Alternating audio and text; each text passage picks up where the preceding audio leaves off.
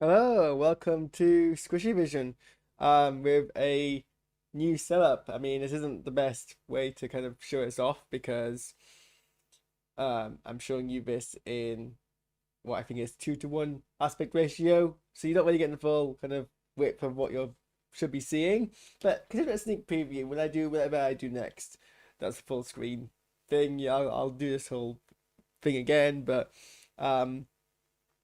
Hopefully this increases a little bit of picture value. I'm seeing a bit of fuzzing over my green screen. So basically what I've done is I've connected a camcorder to my stream. It's not my camcorder, so at any point we're gonna have to revert back to uh this quality of camera footage. In fact, actually let me do a quick thing I should have done. Actually, no, let me not do this. I forgot to change my webcam camera settings to so it blowing out so much. And if I change it now, I'm going to do my green screen again all the way from scratch. So we'll just leave that as it is. And I'll fix it for the next stream, which I'll be doing today because this is me catching up on my trailer reactions that I didn't do before. But very quick, let me just show you this because I've plugged it all in. So let me show you it. It's futuristic. It's Star Trek themed anyway. I have a GoPro plugged in. There's a bit of a delay. I'm not sure what that is, but I guess because it's not that close to me, it doesn't really matter. I'll talk a bit more about this, I guess, in the video because this isn't why you're here, but I just wanted to kind of show you that as a quick kind of cool thing. So yeah, anyway, this is the season 2 trailer for Star Trek Picard. It's been a while since I did a reaction to the last trailer. Also, Paramount, or rather Prime Video, have dropped a trailer onto YouTube. Well, it's the previous Star Trek trailers I had to do back when they released, like, on, I think, on Star Trek Day, they released like 3 trailers in one day. And I had to react off of Twitter videos, and they got taken down because apparently Paramount didn't want it on YouTube. So it's nice that they've actually put on YouTube this time for me to react to. I'm of some mindset that Star Trek Picard should have been a limited miniseries, perhaps a farewell to the character of Picard. But you know, I enjoyed the series. I think it was interesting. I didn't quite get it as much, but hey, I don't have to get all of Star Trek. I still enjoyed parts of it. It was surprisingly violent at times. But I felt, oh, you know, the way that they wrapped up Picard's storyline, which was consistent with Picard in Next Generation, and then you know his character passes away from an illness that was already threaded from Next Generation, would have been a nice way to retire the character. I mean, you know, Patrick Stewart's not getting younger, so you know, kill off the character before the actor dies, and you can't do a resolution to the character. But then they brought him back as an immortal, well, semi-immortal android. It's established that he still has a lifespan, but that's artificial. It could be overridden, so it's not really.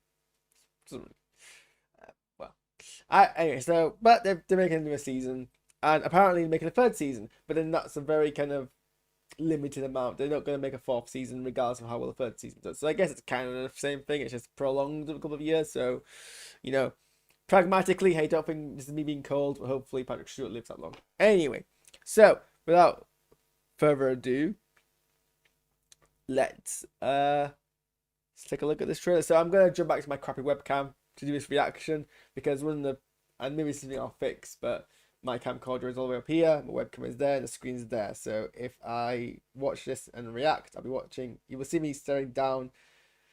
It doesn't really look as good, so if I put it here, at least I'm looking towards the screen a bit more, but you know, I might jump back between the two. So let me just grab my earphones and hope that the ears don't come out. They don't.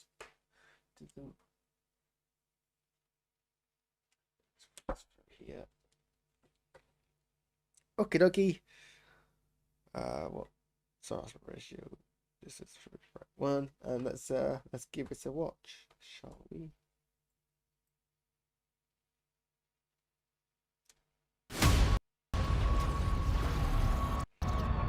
There are some moments that haunt us all our lives. Moments upon which history turns.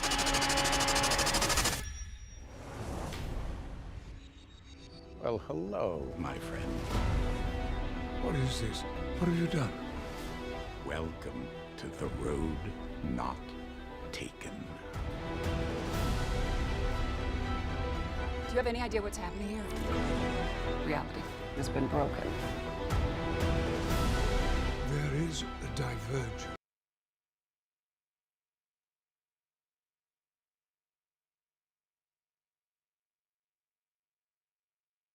Well, that's annoying. There is a divergence.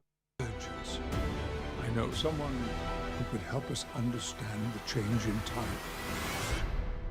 I'm gonna need some tea. Earl Grey, piping hot. Hello, Guinan. Your answers are not in the stars, and they never have been. Earth 20.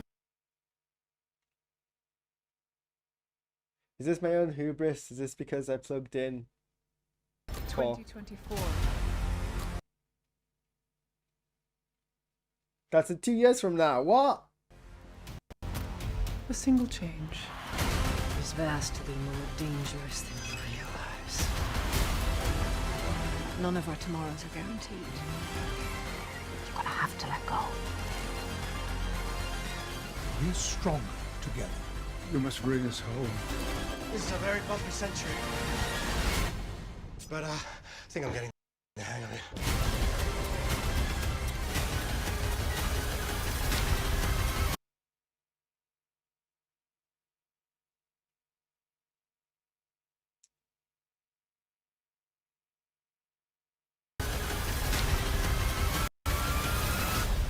I believe you have one final frontier.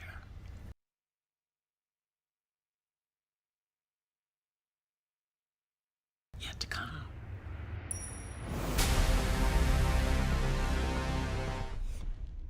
Well, that was a nice pixelated preview. I feel like I maybe need to refresh the page. Try that again.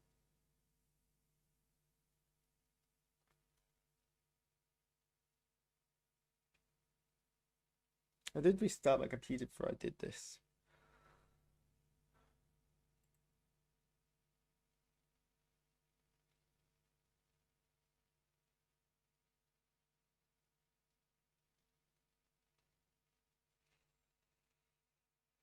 Well, while it's doing that.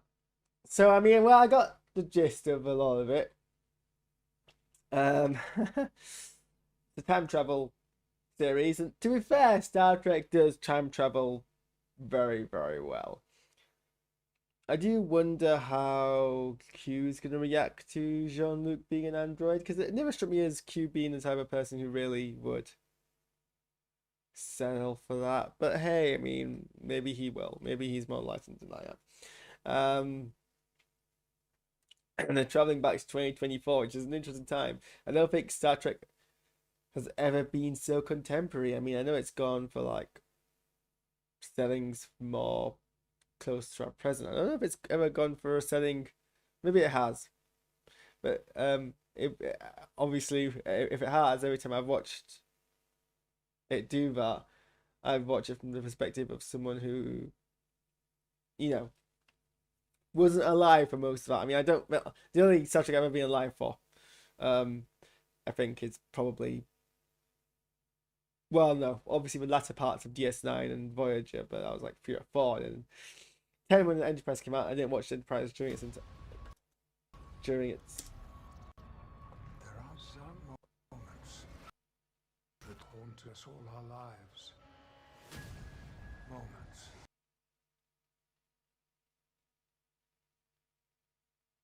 I mean, when a video starts playing before the rest of YouTube loads, it's not really a good sign.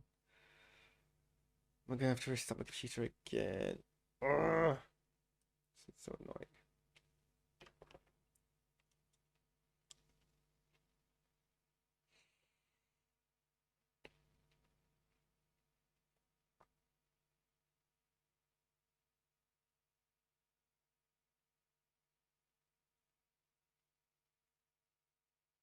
Maybe I'll talk on while it's talking about like preload. That's maybe the sensible thing to do. The point being is this is the first subject I watched that is set in a time contemporary to me.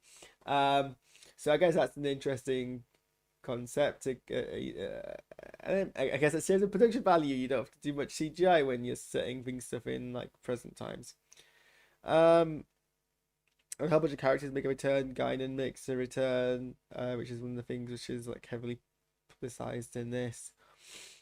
And has all the same mannerisms as we remember, if not looking a bit older, which it's interesting they didn't try to do a de-aging thing that they did with Brent Spiner in the first season, considering Guinan's meant to be living part of a long-lived species. So I guess, the extra 20 years on top of or 40 whatever years on top of the hundreds of years they lived is enough to make them look older. Anyway, let's see if I'm not particularly thrilled by how. Right. Let's see. Let's give this another go, shall we? Oh no.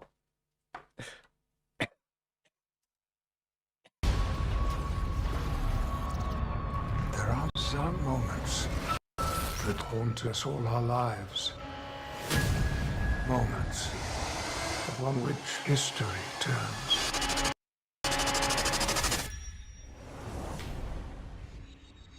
Well, hello, my friend. What is this? What have you done? Welcome to the road not taken. Do you have any idea what's happening here? Reality has been broken. There is a divergence. I know someone who could help us understand the change in time. I'm gonna need some tea. Earl Grey, piping hot. Hello, Guinan. Your answers are not in the stars, and they never have been. Earth 2024. A single change. Is vastly more dangerous than you realize. None of our tomorrows are guaranteed. You're gonna have to let go. We're stronger together. You must bring us home. This is a very bumpy century. But I think I'm getting the hang of it.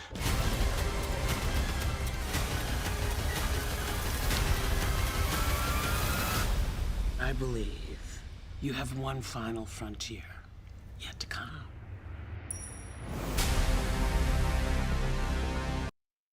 Okay, well, at the risk of oh, and did I forget to change my?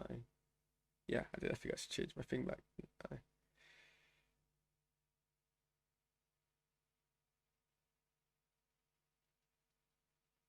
Wait, what's going on here?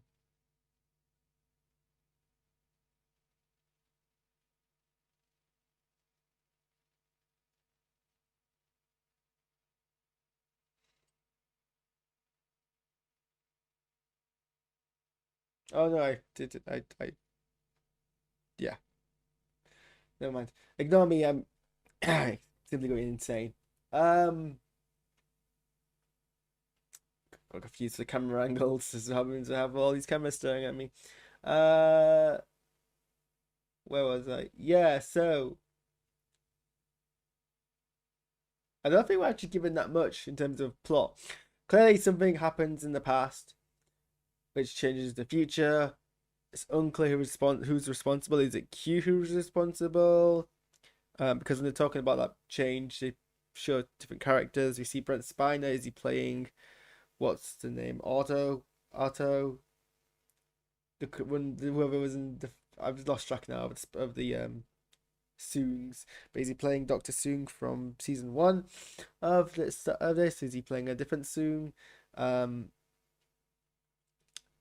Is Q responsible or is Borg Queen responsible? Borg Queen responsible. It's very much a rehash of First Contact in that sense, but well, that passed because obviously she's in it. We do see them use the slingshot maneuver, which is a famous and favorite of Star Trek, to travel back into the past. And so presumably they're not responsible. Something has happened. It has a ripple effect. They can remember. Things have changed. Perhaps Q's reason why they can remember. And they have to travel back in the past to fix it. So which is a very normal Star Trek kind of plot line.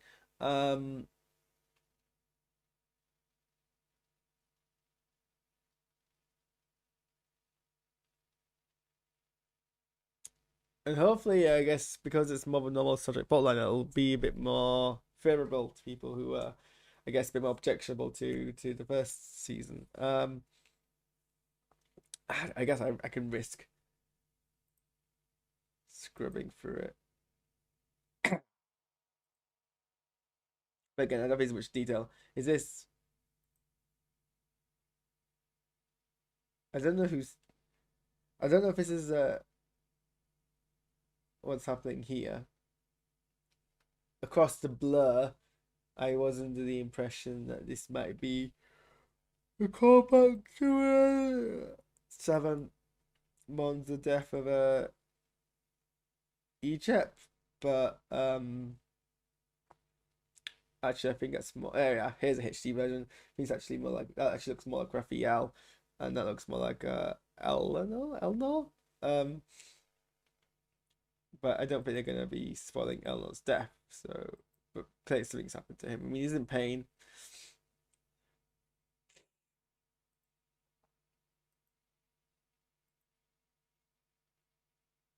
I forget her name, but she's still here. People were complaining that she appeared to be let off for all the crimes that she apparently committed. Well, no, did commit in the last season, and people were like, "Hey, no, it ends before the story ends before we see the consequences." And I think even writer said we'll see the consequences in the next season. We probably do, but clearly, whatever the consequences are, circumstances mean that she gets to avoid being imprisoned for it because she's still a full member of the crew and the cast. So that's something we have to look out for to see what happens there. I'm not rushing. I'm just tired. It's almost 3 in the morning. And then this is them doing the slingshot maneuver to travel back in the past, and I think this is the effects side of the ship of them doing so and being teleported into the past. But then instead, and this is either part of the same sequence or it's taken out of context, but Picard gets taken back and Q is here. And I feel like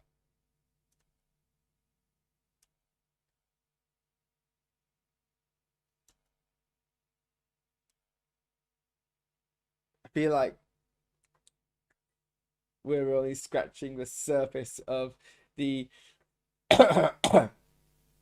magnificence that is actually, hang on, let me just do some real quick.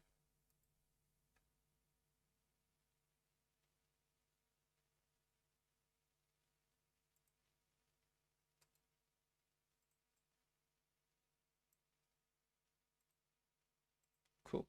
I feel like we're already scratching the so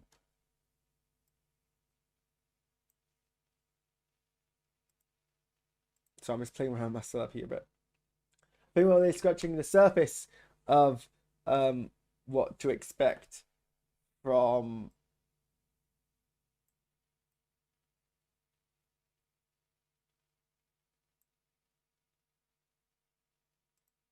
Sorry, I'm not doing very well here.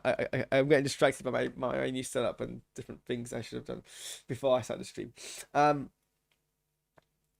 I mean to say is, I think we're only getting really touching the surface of John DeLacy. That's the thing I was also trying to remember his name. John DeLacy's brilliant portrayal of Q, which is always scene grab.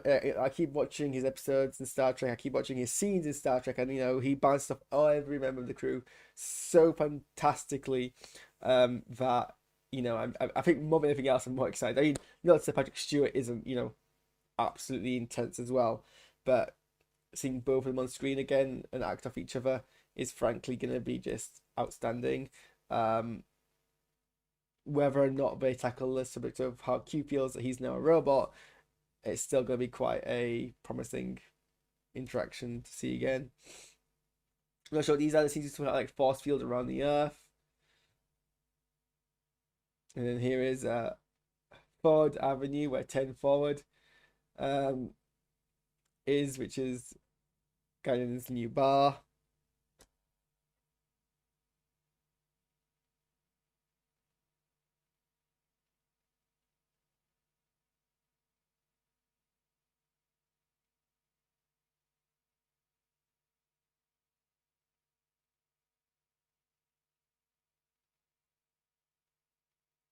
She's still wearing the same similar clothing.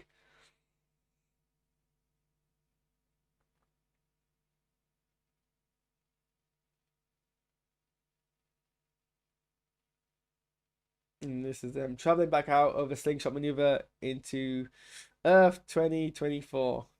And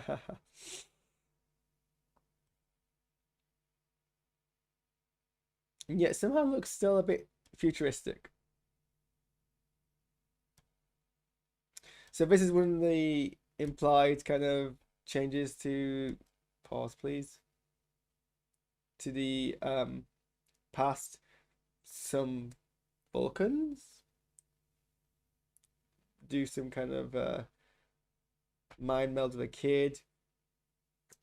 Interesting to see where that leads. Are these going to be malevolent Vulcans? Are they messing with time? Or is like a rogue Vulcan group who are doing that? I didn't catch that. Could you try again? Well, my Apple Watch, my Apple Watch was very pay attention to my vlog, although that's not what I said. I'm not talking to you, sorry.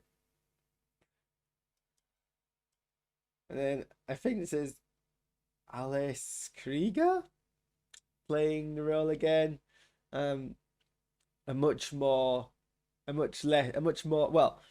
they've clearly done a bit more aesthetic work. Obviously a lot of the kind of, this is partly because the actress is aging, but also kind of taking advantage of, I guess, better special effects. So the way the piping kind of connects to her, the way that they've put makeup over the kind of parts of the body, rather than, I guess, keeping the original eyes, they've put lenses in to kind of give that kind of black insectoid feeling.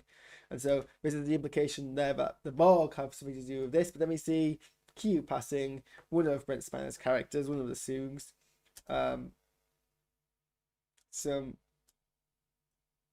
interesting blue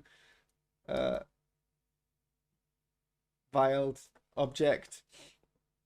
I see what I think is meant to be Seven walking down the street in a red dress, which is an interesting sequence, and I wonder what it's meant to imply.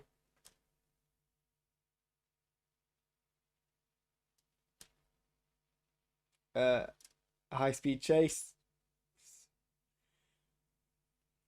An interesting line here about having to let go of, so maybe the implication is that there is some discussion about whether we need to actually fix history. I wonder.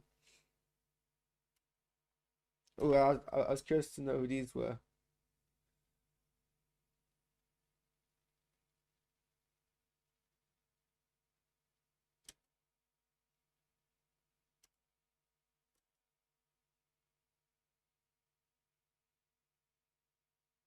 But I guess we're not going to find out because they won't let me pause it. No, it pauses it. There seems to be Starfleet security, but one of them has like kind of weird vein things in his head. So it's possible that he might be Borgified.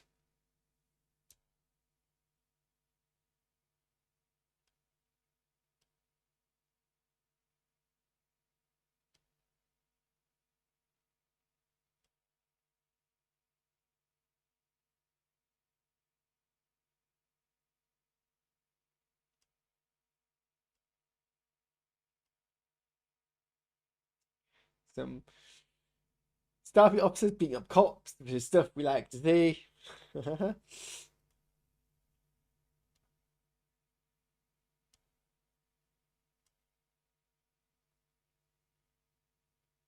So I can't tell if that's meant to be the Borg Queen or another because she looks similar to the one of the aliens that we see in Discovery.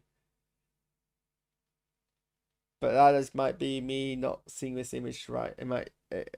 That might be the Borg Queen with all of the kind of Borg things. It looks a bit different to what we've seen in First Contact, so it's a bit unclear to me. But maybe that's what we're seeing here. I think that's what it's meant to be. I think it's meant to be the Borg Queen. I think I couldn't tell during my first fuzzy watch, but I think that's what we're seeing here.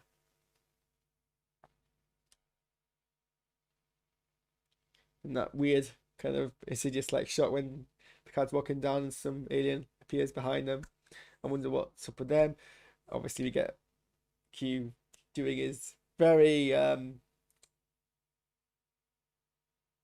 familiar click of the fingers. But sans flash, I don't know if that's just because we cut too early or if that hasn't been added yet. It'll be interesting to see what they use for the flash effect, because obviously before it was it was clearly a diamond shape graphic, superimposed, glowing. Are they going to update that? So part of me kind of hopes that they actually just keep the original image, the original kind of very 90s special effects of it flashing. But I guess we'll find out. Then action, explosions, excitement.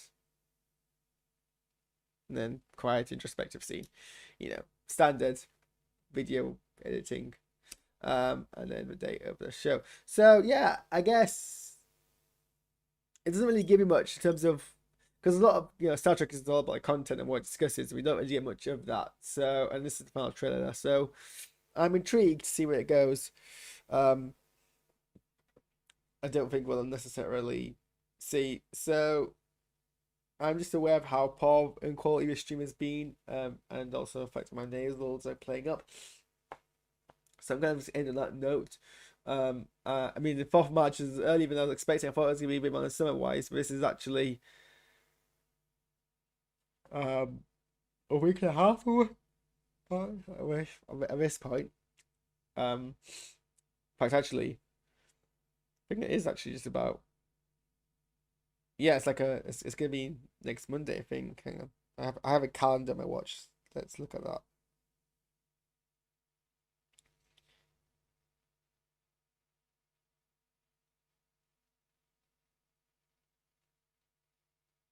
Can I move month? How does this calendar thing work?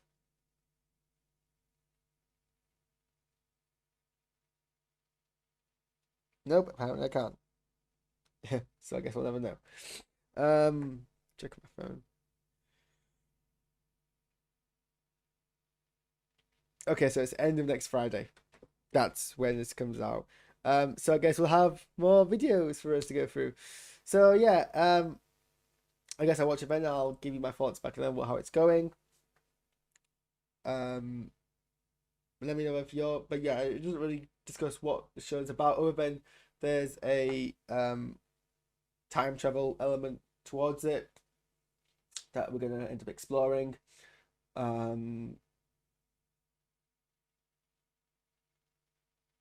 what the themes are, we don't know yet. So those are my thoughts. Thanks for watching. I'm gonna restart my computer and then I guess we're gonna next watch the Lightyear trailer and then the Uncharted trailer. So come back for that. What's hopefully a much more less distracting stream, because I've given everything a bit of a kick. So yeah, I'll see you in about 5 or 10 minutes, I guess.